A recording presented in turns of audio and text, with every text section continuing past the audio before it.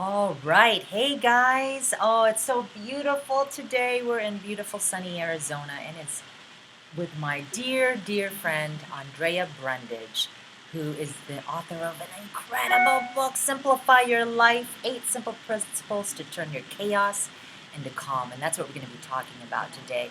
And Andrea, we've been friends for a long time. Thank you so much. I just want to really share with um, my audience, busy parents out there, what do they need to do to get organized? I mean, I know that's a loaded question, Andrea, but one thing. One thing, commit.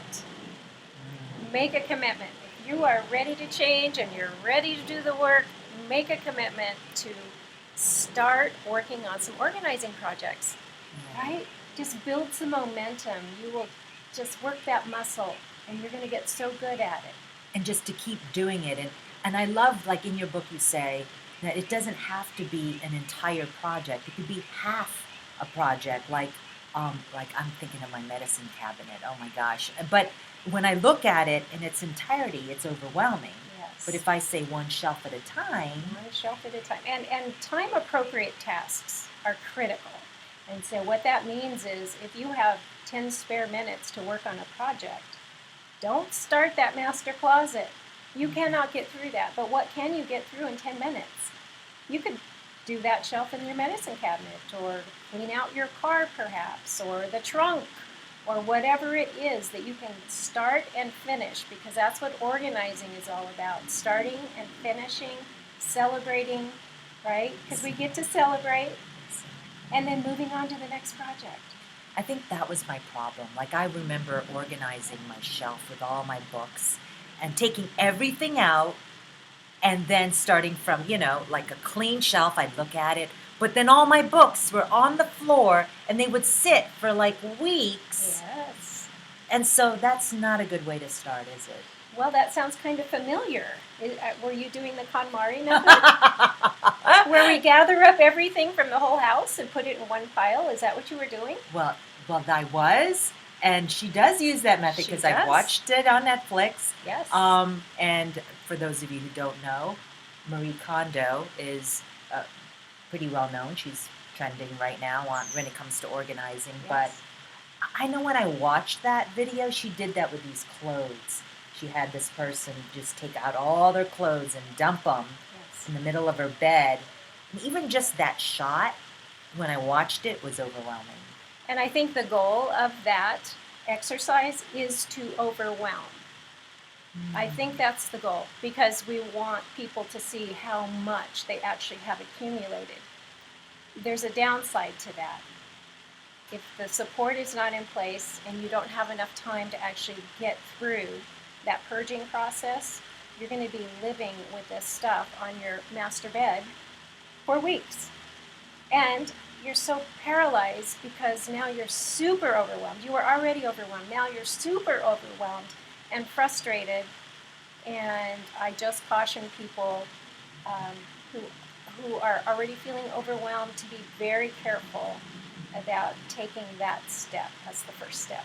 Yeah, because I mean, seriously, I just remember that shot where the couple just took all their clothes, and it must have been a stack this high. Exactly. And it's all subconscious when I was watching it, but it was truly overwhelming. So, what is the best way, rather than like me unloading my entire shelf of like 150 books all on the floor? What should I have done, Andrea? Well, again, how much time do you have available? That's the first critical piece of starting a project. How much time?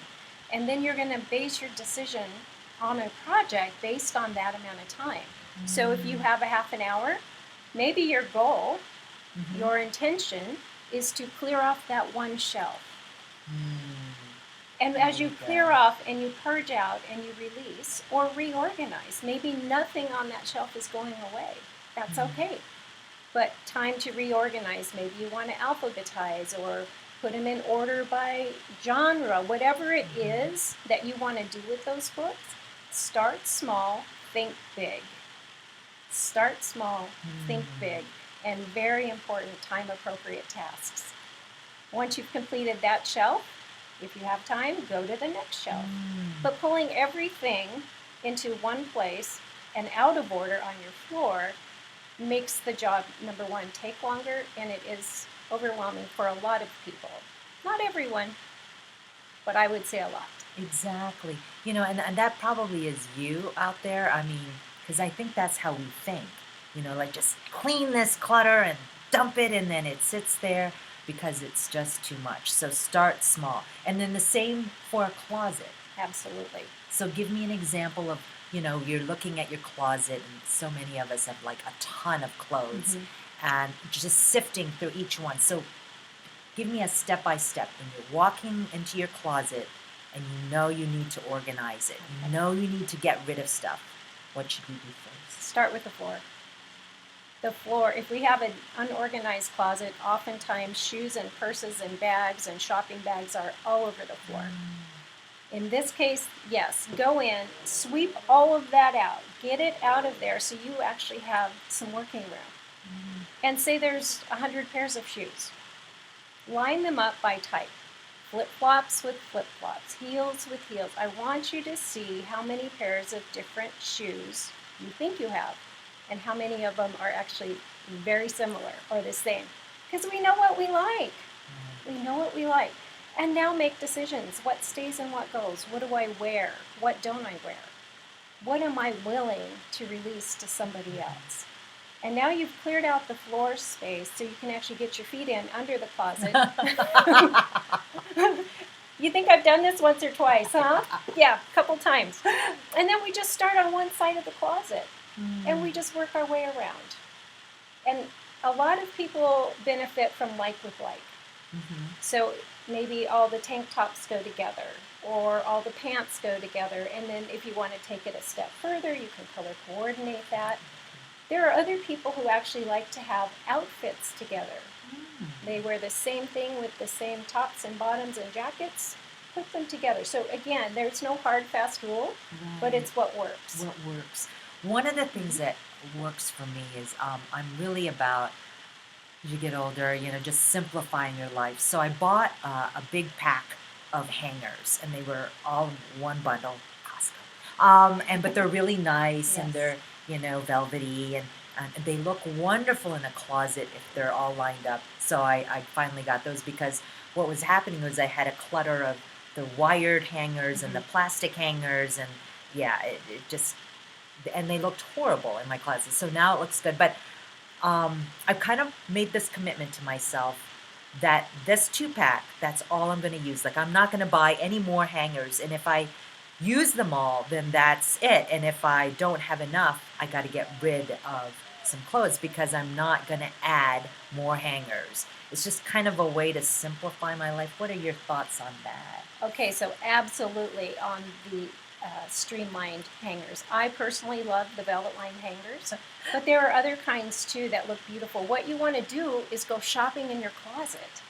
When you go shopping at a department store, they are not using white hangers and black hangers and wire hangers. Everything looks the same, right? It's very visually appealing, and you're shopping, and you might enjoy shopping.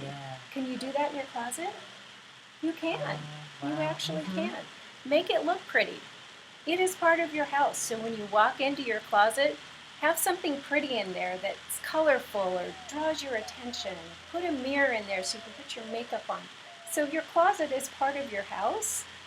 Treat it accordingly. So when you walk in there, you're happy to be there. Visually happy and spiritually happy. You don't have clutter, and everything in there has a reason to be there. And does that make sense to you? It does. Yeah. And I'm getting there. I'm not there yet. You know my saying. What is it? Organization is a project. Okay, That's elaborate. not true. That's not true. I said that wrong. Okay. Organization is not a project. It's actually a lifestyle. So it's constantly. You're going to keep organizing. You're never done. Because we have opportunities to bring more things in, don't we? All the time. Yes. And holidays and birthdays and seasons. We bring more in. So we're always going to be in a place where we can refine and purge and let go. And just be okay with that, right? Exactly. So I love that. You're saying that organizing is a lifelong process. Mhm. So that's why we need to chunk it out, Sure. right? I remember in your book you said something like, "Why do we wait to do our laundry all on a Saturday? Yes. Well, why can't we chunk it out? Do a little bit at a time." And that's what you mean about the lifelong, right? It totally is. And taking huge projects and breaking them down. It's like the saying about the elephant. How do you eat the elephant? One bite at a time. Mm-hmm. What if the elephant was your laundry? Why are we spending our entire day off stuck to the washer and dryer? Let's piece it out Yeah. and let's get help. Let's Mm-hmm. get some other folks on board that can help us if we need to. Like our kids. Like our kids. Let's talk about that. Let's talk about that, can we? Yes. At what age do kids start recognizing colors? Babies. Babies? At what age can they start separating? I'm just going to take a guess. Maybe 2? 2, 3, 2, 3, sometimes yeah. 4. Uh-huh. They know the difference between a ball and a book, don't Right. they? They can usually tell the difference between red and blue, Mm-hmm. and white and yellow. Mm-hmm. And what if we have them help by separating out? So now we're teaching life skills. And yes, it might take a little longer because it's faster if we do it ourselves. That's our theory, isn't it? Right. I'll just do it myself. I need to get this done. Let's help our kids help us, and then we help them for the long term. Wow. Does that make sense? Yes, it does, especially if you have a lot of kids. A lot of kids, it makes no difference. Everybody chips in a family. And that's a good theory, I think. it is. And we need that. I mean, because we can't always afford to get help. Exactly. And so why not use use them in a good way? But it requires us training our kids. Yes, and it's a behavior. And we need to model good behavior. If we want our kids to pick their toys up, we need to pick our shoes up. We need to process the mail that's on the counter. Mm-hmm. So really being a good model, and we're not talking perfection. Can I just emphasize that? We really are not talking perfection. But let's move things. Let's get things processed. I like to say we don't delay decisions anymore. Just do it. Just do it. Just do it. And start that momentum, like you said. Yeah. And then before you know it, it becomes this habit. It is. And you don't even have to think about it. You don't even have to think about being organized. Exactly. Because you just automatically Exactly. love it. It's just I call that life flow. It's how you flow through your house. So imagine walking into whatever door you enter into, and you have your keys in your hand, and you hang them up. You get to the point where you don't even think about that anymore. It's just an automatic, just like putting your seatbelt on when you get in the car. So your brain is free to do other things and not worry about where's my keys. So you know how some parents will say, oh, that's just not me. I'm just not organized. You don't buy that.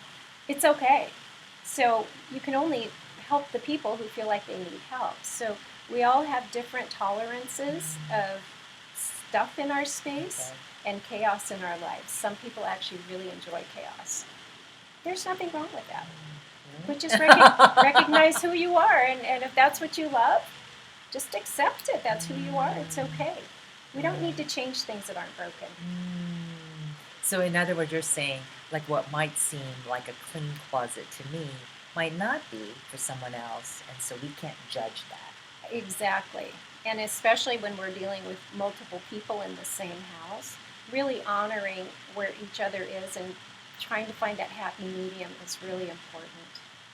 We all need to be comfortable in our place. Exactly. So just because we're super organized and let's say our spouse isn't, should not be a point of contention, right? I mean, when we allow that tension to come in between us, the stuff has the power. Do you see that? Do you see how the ownership? Yes. It just switches. So this stuff has all this power. So really identify what's important. Pick the battles that you really think you need to fight. And that stuff does not matter. It's the person that matters, the person, right? And the relationship. And the relationship, absolutely. So it's like relationship versus stuff. Yeah. and we have to be able to notice the difference before we spout our our anger. Right. And the reality is my junk's more important than your junk. This is very common. Ouch. Very common. Ouch. So my shoe collection is more important than your baseball cap collection, and vice versa. So when we are pointing the finger, remember how many are pointing back. Remember? Remember that way. I love that. You just have to find the happy place and change what you can. You can't change other people. It's hard enough to change yourself. No. So to consider changing someone else is pretty frustrating. Yes, well, I remember when Andrea first coached me several years ago, probably about 5 years ago, and you planted seeds on how I can get better organized because I really wanted that for my life.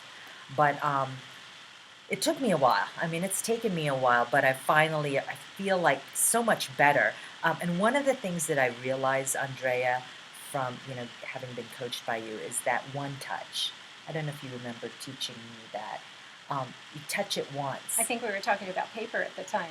Yes. We were in your office, yes. Yes, and you, like you said, when I go to the mailbox and I grab the mail, deal with it. Yes. Rather than stack it and then you have to go back and look at it again. Now you're wasting time. Now there's no efficiency. But that one touch, so like the keys you were talking about. Yes. I've got my car keys. Rather than putting them on the counter, put them where they belong, where everybody knows where they're at. Yes. The one touch. The one touch, and everything has a home. And everything goes back in its home. There you go. I remember it's coming back to me. Yes. So what often happens, we come in with the mail and the groceries and the purse and the briefcase and the keys, lay down the keys first, and then we start piling things on top of it. Tomorrow we're running a little late because something happened in the morning.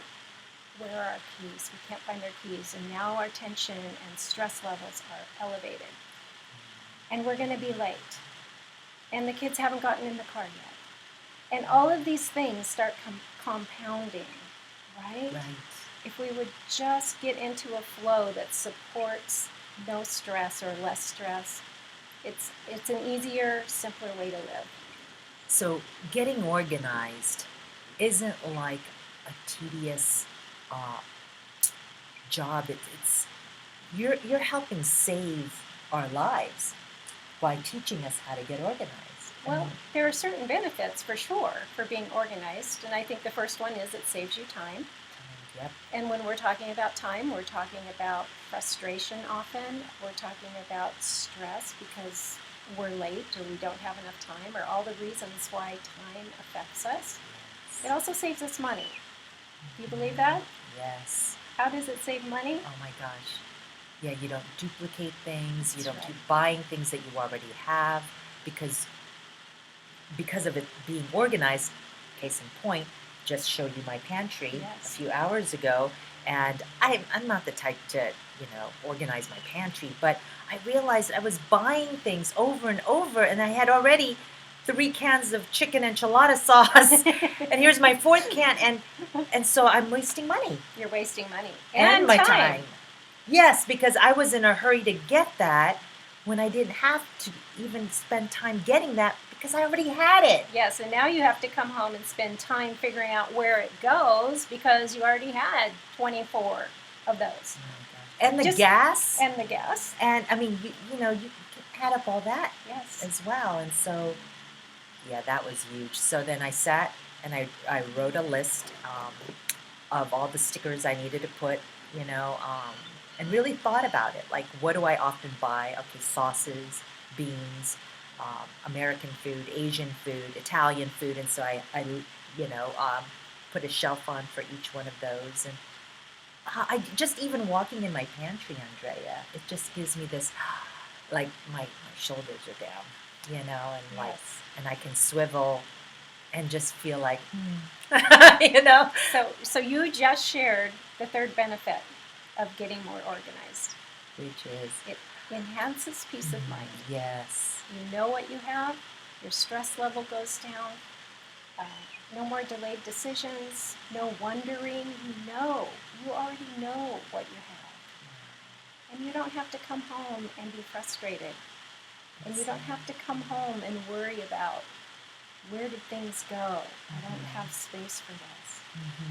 You own your home, so let it support you. Yes, rather than the other way around, which is letting the stuff control us. And that's where we go from proactive to reactive, right? We want to be in a proactive state. So we're more intentional when we're proactive versus always reacting to everything around us. It's just a more peaceful way to live. And that's what we all strive for, is that peace. And we're modeling it for our kids. Yes. Oh my gosh, that alone should be our motivator. It's a big motivator. So make your bed in the morning, folks. Yeah, I don't do that. Pull up your covers in the morning, folks. Do that. So, and that's another thing. Let's make it simple. Yeah. If we have 14 pillows that need to go on the bed to make it look like a model home, that's a lot more difficult than just putting the pillows up against the headboard and pulling up the covers. So really think about what you have in your space that's really kind of an energy drain, okay? Because those kinds of things can be simplified.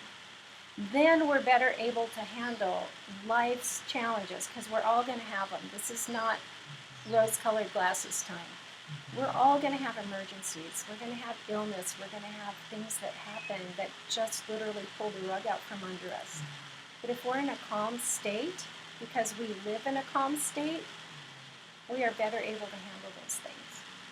So what you're saying is, what I'm hearing is that getting organized isn't about, it's not being about becoming a better parent or becoming a better mom or a wife, because we are. It's about creating a lifestyle that really keeps you grounded and calm and peaceful. That's what I'm hearing. Yes, where do you go? Where do you go to refresh? So the reality is, some people stay at work because it's more peaceful at work than it is when they walk over the threshold of their home. Oh, so, that's so sad. And if you're feeling that and it bothers you, again, we don't fix what's not broken, but if it bothers you, you have total control over the possessions in your space. Total control. You don't have control necessarily of everything that life hands you. Yes. But if you're calm and better prepared, you deal with things on a different level. It's less elevated, less stressed. And Andrea, personally, I like being around those types of people better. Do you? Versus the overwhelm. Oh, yes, yeah. I have some people, and they stress me every time I'm with them. And so maybe that has something to do with it. It can. It could. Yeah, right? So again, as I said earlier, some people actually enjoy the chaos. And if things start getting a little too calm, they create some drama so that there's chaos. Wow. Just know who you are. I can't be around those kind of. Yeah. And I don't know a lot of them, maybe because that would be wow. No way to live, but that's what you're here for. You're sharing with us that we don't have to live that way. We don't have to live this way. It's awesome. We have enough coming at us that's chaotic, with just talking electronics and information and needs. The world is needy right now, and they need our attention. So we think. Yes. Let's cut some of those apron strings to the neediness and actually take care of ourselves and be calm if that's what we want. Let's talk about that, the distractions.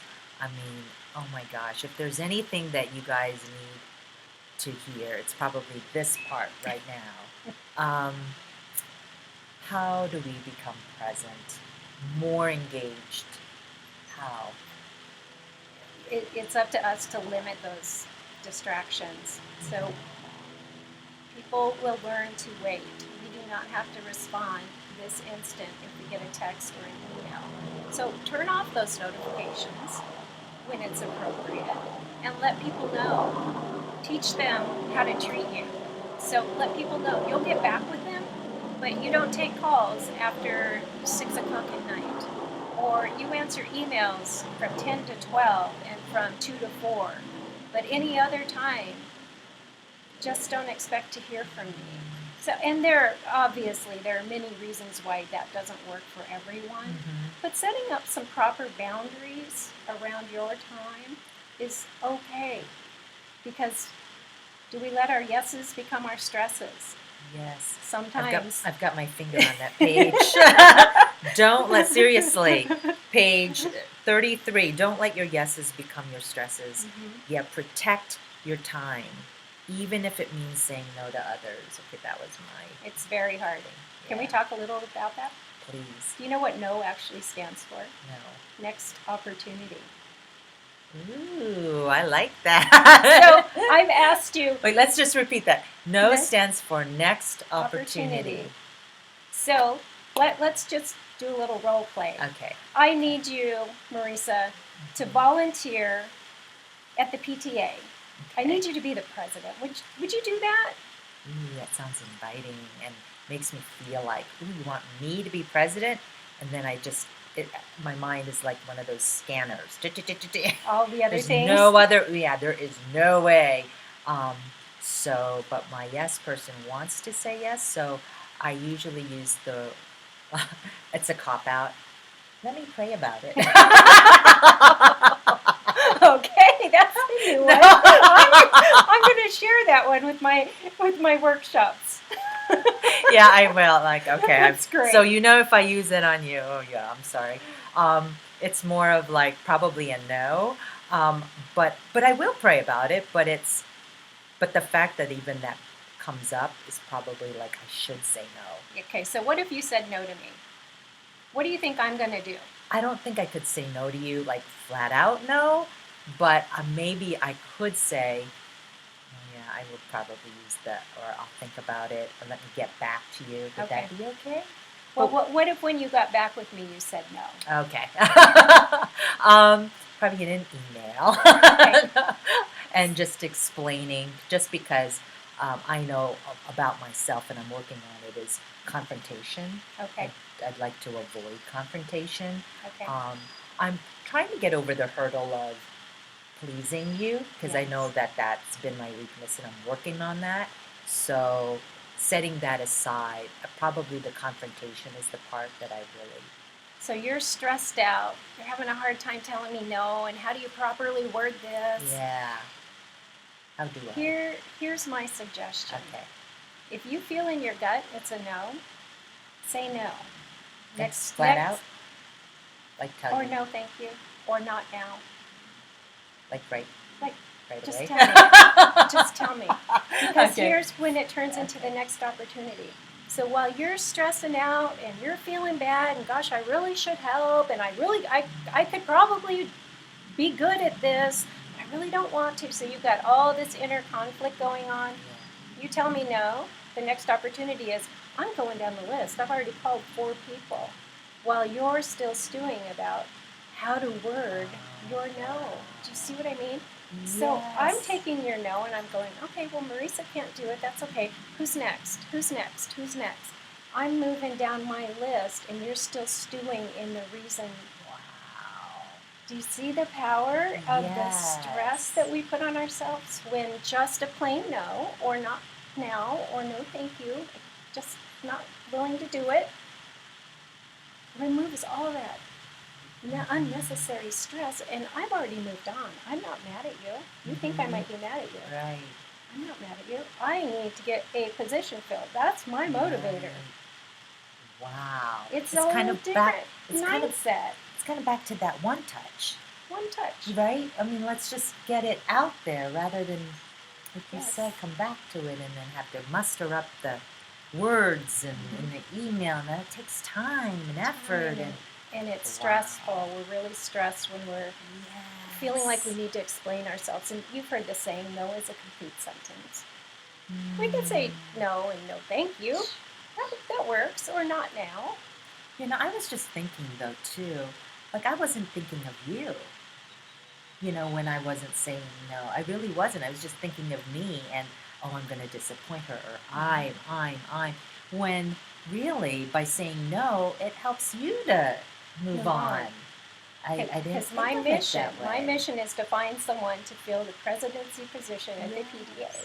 So I'm not mad at you, and I think that's what holds a lot of us back, where we'll say yes when we really know in our gut we don't want to, or we'll pray about it and then come up with a long-winded reason why. No, we need to let them move on. And there are times when I really don't know, but I Sure. think I don't say no so quickly, Mhm. but maybe I should just learn to say no more quickly. It becomes easier, and I talk about that in the book. Mm. It's uncomfortable, especially at first, but you'll get better at it. And the thing is, people come to expect that you communicate very clearly and very concisely, and it has nothing to do with our relationship. Right. It's a boundary, and it's okay. Wow. It's okay. Nothing to do with the relationship, but a boundary. Yeah, because you're taking care of yourself and your priorities, whatever those are. That's awesome. Okay, if you guys really love what you're hearing, you'd get more of it. Number one is Simplify Your Life, 8 Simple Principles to Turn Your Chaos into Calm. I'm actually going to add a link to your book, so for those of you who want that. But also, Andrea I'm so honored, she's going to have lessons. We're going to break these all up into lessons inside Parent-Led Academy. So if you are interested in taking this course, which is going to be amazing and life-changing, just be a member of Parent-Led Academy. And also, if we gain enough momentum or interest, Andrea's going to come back and she's going to create maybe a support group. And I mean, we'll get bigger depending on what you guys ask for and what you need. And so I'm excited. I love just recording you and listening because I felt like I was at a workshop. But it was awesome. So let's end on the perfection. Yeah, that's still hanging. The perfectionism of getting organized and the danger of that. So the danger is we don't get started, because if it can't be perfect, it can be nothing. And this very often paralyzes those of us who deal with perfectionism and being able to let things go. So you mentioned my book. It's got my name on it, which means it needed to be as close to perfect as possible before I released it. And I had to use my own words to myself. There's going to be a mistake. It's okay. It's okay. You need to get your book out because people want and need this information. So stop holding on to it until it's perfect. It will never be perfect. And it's freeing to do that. It's freeing to do that. We need to keep moving. Perfectionism keeps us stuck. Did you hear that? It does. Perfectionism keeps us stuck. It's so true. It is. And it's really, I mean, I hate to say, but perfectionism is kind of very inward too. It is very inward. Some people think it's very controlling. It doesn't matter what label you put on it. If it's not working for you, let it go. I don't care what we call it. I'm kind of a straight talker, yeah. Let's just let it go. But in a nice way. And done is better than perfect. And are we ever really done? There's always room to improve. That's what life is. So maybe it's not really procrastination. Procrastination, I've coined this phrase, delayed decision disorder. That's all procrastination is. We're just delaying the action or the decision, and that's where accumulation happens. So the accumulation can be stuff in our space. It can be mind clutter, right? We need to make decisions. The decision not to make decisions is a decision. It doesn't serve us well, but it is a decision. Right. But then you get the consequences that come with this lack of moving forward or the decision to actually move forward. The consequences are both yours. And successful people always move forward. You have to keep moving. Yeah. Exactly. So it's like riding a bike. What happens when you stop and your feet are on the pedals? Your feet are still up. You're going to tip over, right? Or water skiing. You have to have some speed to stay up on the water. The minute the boat slows down, you sink. We don't need that. We need to stay up. Yes. I could talk to you like all day. You know that, right? But we gotta go. I know. We gotta go. So thank you so much for listening. And you guys, simplify your life. 8 simple principles to turn your chaos into calm. Again, I'll provide the link right under the description. If you haven't subscribed to my YouTube channel, just click on subscribe. Head over to Parent Led Academy, where we are in the process of putting together Andrea's course. You're gonna absolutely love it. And just post any comments or questions that you have, and we'll definitely get back with you. So, any last minute comments, Andrea? I would just like the viewers to share where their pain points are. What do you want to learn about if it relates to organization or anything really for your academy? What do you need to know? Ask for it, and Marissa will make it happen. I will. For sure. I will, because I care about equipping you parents out there to be the best parents that you could be, because we only have one shot at this. Yes. And so, yeah, let's make every day count. Okay. See you guys. Thank you, Andrea. Give me a hug. Oh, thank you. Take care, guys. Bye. Bye-bye.